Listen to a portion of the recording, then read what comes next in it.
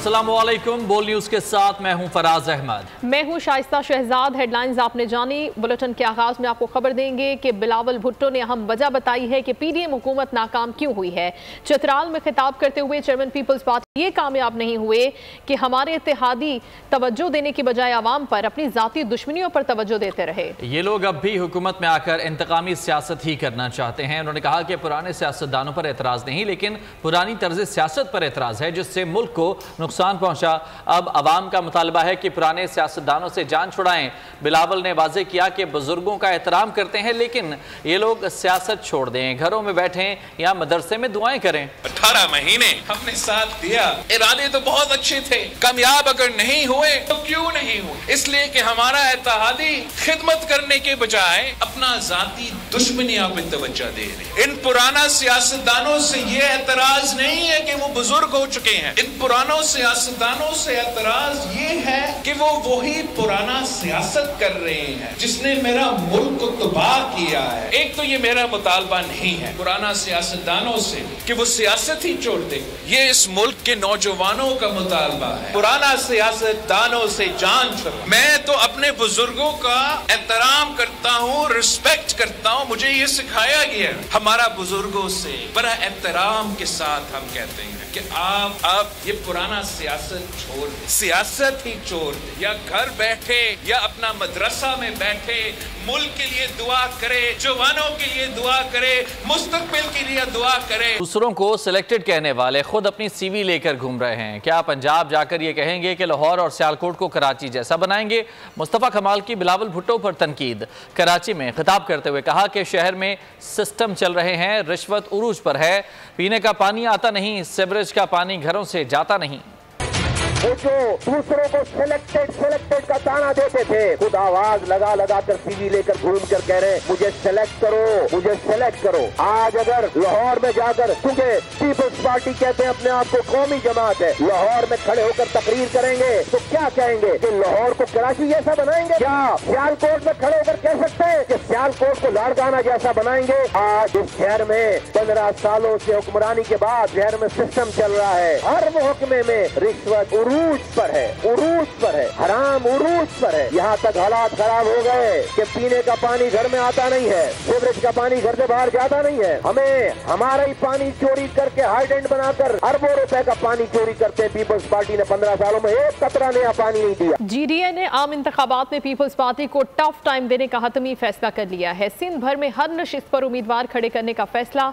Election commission के रवैये पर भी तशवीश का इजहार किया। मुल्क की सलामती और इस्तेहकाम के लिए इंतखाबात होना जरूरी है, लेकिन इनका शफाफ होना इससे भी ज्यादा जरूरी है। कंट्रोल रूम में बनाए गए इंतखाबी नताइज कबूल नहीं करेंगे। महाजिर कौमी मूवमेंट के सरबराह आफाक अहमद कहते हैं कि एक तरफ सरकारी बैसाखियों पर लाडली जमात शहर भर में जल से जुलूस करती फिर रही है, सरकारी मशीनरी की भरपूर मुआवनत हासिल है। दूसरी तरफ महाजिर कौमी मूवमेंट को ज़िले इंतजामिया अवामी इज्तिमा की इजाज़त देने को तैयार नहीं। उन्होंने मजीद कहा जिस पार्टी के कायदीन और कारकुनान खुद इसे छोड़ रहे हैं उसके हक में अगर इंतखाबी नताइज तब्दील करने की साजिश की गई तो अवाम इसे कामयाब नहीं होने देंगे। बिलावल भुट्टो के पास अपनी कारकर्दगी बताने के लिए कुछ नहीं। जब शिकस्त नजर आए तो वो बहकी बातें करते हैं। लीगी रहनुमा आबिद शेर अली की बोल के प्रोग्राम ऐसे नहीं चलेगा में गुफ्तगू। कहा बिलावल को माजी से सबक लेना चाहिए कि तलखी अच्छी बात नहीं, जो काम करके दिखाएगा अवाम उसी की तरफ देखेंगे। कहने को कुछ नहीं है, अवाम के पास बताने के लिए कुछ नहीं है कि वो किस बेस के ऊपर सिंध में इलेक्शन लड़ने जा रहे हैं। तो जाहिर है अपनी कारकर्दगी की बजाय जब इंसान को अपनी हार नजर आती हो तो शिकस्त खुर्दा हो तो इस तरह की बैकी बातें करते हैं। वो मैं समझता हूँ कि ये बचकाना गुफ्तगू है। अच्छा, बचकाना गुफ्तगू। बिलावल साहब को माजी से एक्सपीरियंस लेना चाहिए कि तलखी अच्छी बात नहीं है, और वो अगर अपनी कारकर्दगी बताते सिंध के लोगों को 15 साल जो वो सिंध में वज़ारत आला के मनसब पर उनकी पार्टी बर्दमान रही है तवत्तर के साथ, तो ये वो बताएं कि तरमीम इलेक्शन में उन्होंने सिंध की अवाम को दिया क्या है, कराची के लोगों को क्या दिया है। पीपल्स पार्टी को लेवल प्लेइंग फील्ड नहीं मिल रही, सिविल इदारे बराबरी का सलूक नहीं कर रहे। पीपल्स पार्टी के रहनुमा फैसल करीम कुंडी की बोल के प्रोग्राम ऐसे नहीं चलेगा में गुफ्तगू। बोले पीपी अपना मंशूर बिलावल की क़यादत में आवाम के पास लेकर जाएगी। लेवल प्लेइंग फील्ड आपके खासकर पंजाब के जो हुकूमत है वो नहीं दे रही है। जिस तरीके से मियां नवाज शरीफ साहब को प्रोटोकॉल मिला, उनकी अवभगत यहाँ पर हुई या उनको जो ट्रीटमेंट मिल रही है, तो मतलब है कि इदारे न्यूट्रल नहीं है। पाकिस्तान पीपल्स पार्टी जो है वो अपना मंशूर चेयरमैन बिलावल भुट्टो जरदारी साहब की क़यादत में जो है वो लेकर जो है अवाम के पास जाएगी। तमाम पार्टी को इलेक्शन कमीशन पे और इलेक्शन कमिश्नर पे बिल्कुल एतमाद है। इलेक्शन कमीशन जो है वो फ्री एंड फेयर इलेक्शन करवाए, उसमें जो है इलेक्शन के अंदर जो है RTA सिस्टम न बैठे, RO इलेक्शन ना हो। राज सुनुल्लाह वगैरह को जो है वो ट्रक की बत्ती के पीछे लगाया गया है। कभी वो कहते हैं कि हमारी बात हो गई है, कभी कहते हैं हमारा मैच फिक्स हो गया है। PMLN जो है वो बैसाखियों का सहारा ढूंढ रही है, कभी वो कराची भाग रही है, कभी वो कोटा भाग रही है, कभी वो पेशावर भाग रही है। नौजवानों को सियासत में आना चाहिए। बुजुर्ग सियासतदान नौजवान सियासतदानों की हौसला अफजाई करें। हाफिज हुसैन अहमद की बोल के प्रोग्राम ऐसे नहीं चलेगा में गुफ्तगू। कहा हर जमात को अपना वजीर आज़म नामजद करने का हक हासिल है। पाकिस्तान की सियासत में मुस्तकबिल की पेशगोई नहीं की जा सकती। समझता हूँ कि यकीनन नौजवानों को आगे आना चाहिए। बुनियादी तौर पर मैं समझता हूँ कि नजरियाती बुनियादों पर भी उनको रहनुमाई भी करनी चाहिए और खुद ही जो हमारे बुजुर्ग सियासतदान हैं उनको चाहिए कि वो नौजवानों की हौसला अफजाई करें। पीपल्स पार्टी ने भी कह दिया कि हमारा वज़ीर आज़म बरखुरदार जो है वो बिलावल है। मुस्लिम लीग नून ने भी कहा हर जमात को ये हक हासिल है। मैं समझता हूँ कि सियासत में और हमारी पाकिस्तानी सियासत में कोई चीज भी ऐसी नहीं है जो जिसकी आप पहले नफी की जाए या आप हाल के बारे में कुछ कह सकते हैं, माजी के बारे में, मुस्तकबिल के बारे में तो कोई पेशिंगोई नहीं की जा सकती है। मैं खुद को एहतसाब के लिए पेश करता हूँ। जमात इस्लामी मुल्क से करप्शन का खात्मा चाहती है। अमीर जमात इस्लामी सिराजुल हक का पेशावर यूनिवर्सिटी में खिताब। कहा कि आप चाहते हैं कि पाकिस्तान फ़लस्तीन का साथ दें तो हमारा साथ दें। हम गजा जाना चाहते हैं, हमारे लिए रास्ते खोल दो। आज 2023 में भी अपने आप को एहतसाब के लिए पेश करता हूँ। लोगों, तुम्हारे तरक्की के रास्ते में यही लोग रुकावट है, जिन्होंने आपके बैंकों को लूटा, PTCL को लूटा, PIA को लूटा, रेलवे को लूटा, आपके वापदा को लूटा। 5000 अरब हर साल ये करप्शन करके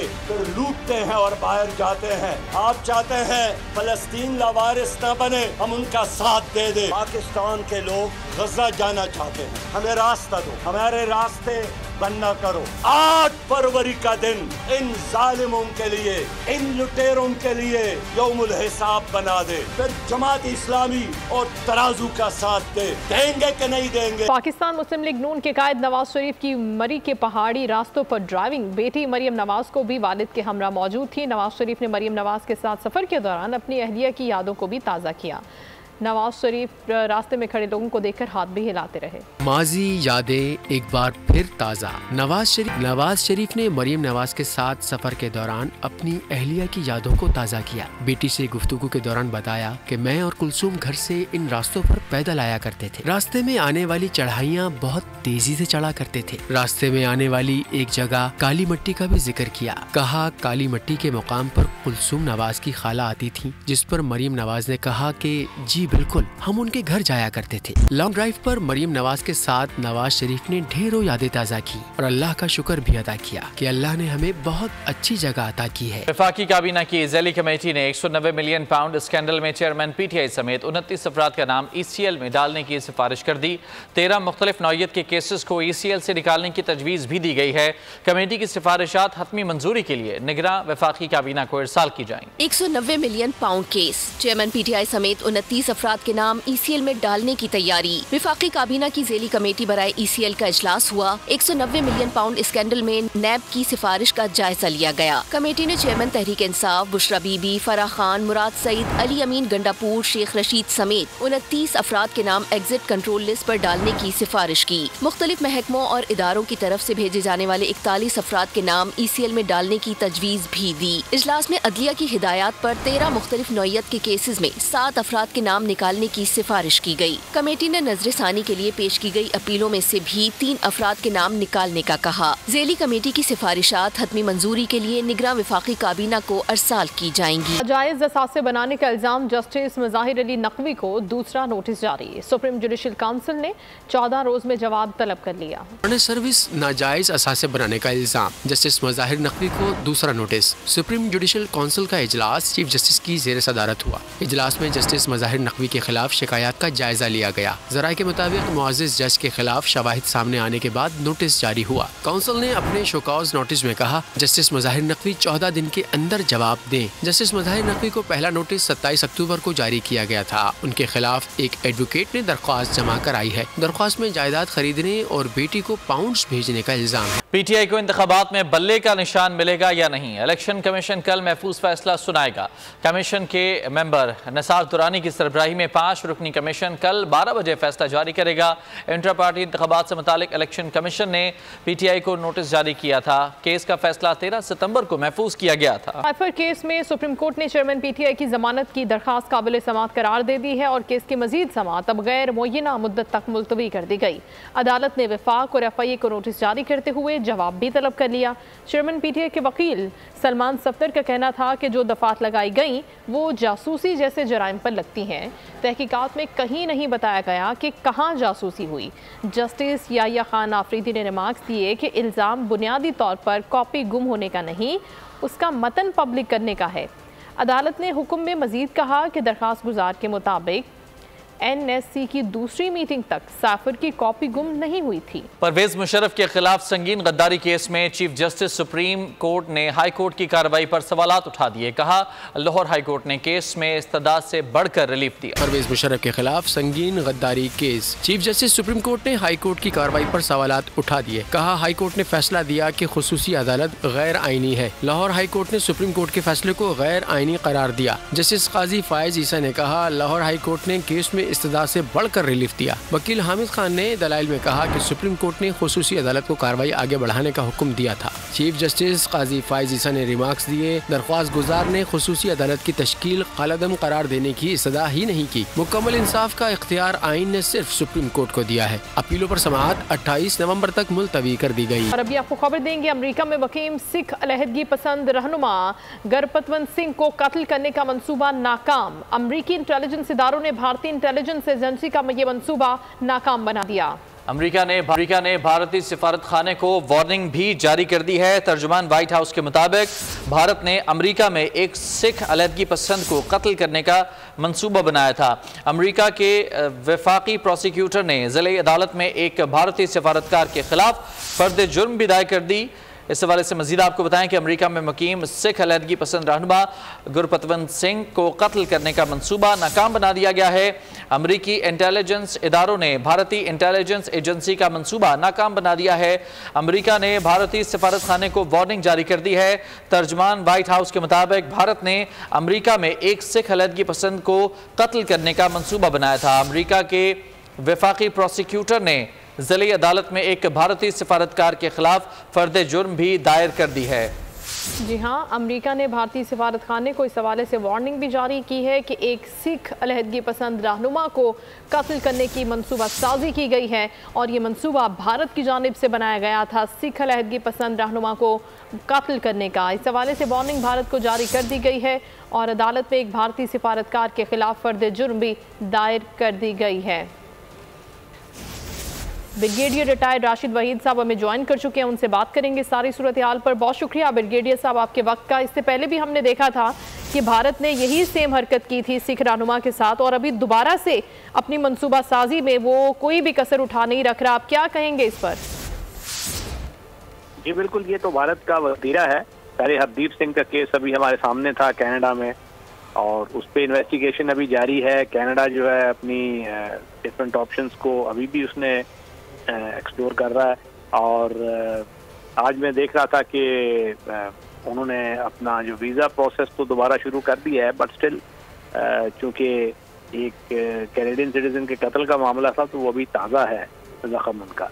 तो 5 आइज़ इन सब की जो एक पूरी फोकस है इस वक्त इंडिया पे, बिकॉज ये जो कनाडा में हुआ इसी वजह से ये जो गुरपतवंत सिंह हैं जिनको ये कत्ल करने की कोशिश की है, ये रेफरेंडम जो इनका जो एक अलामती इजहार होता है फ्रस्ट्रेशन का, ये उसके कोऑर्डिनेटर हैं और इनको राह से हटाने के लिए भारत ने ये मज़मूम मंसूबा बनाया और वो उनके कत्ल के अभी दर पे था।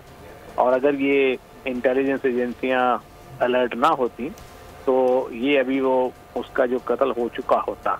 इससे जाहिर होता है कि एक मुल्क चूंकि उसके खिलाफ कोई इंटरनेशनल कम्युनिटी ने सैंक्शंस नहीं लगाई, कोई इंटरनेशनल सिक्योरिटी काउंसिल में इशू नहीं रेज हुआ, कोई इंटरनेशनल क्रिमिनल कोर्ट में नहीं गया, तो इससे उसकी जो हौसला अफजाई हो रही है।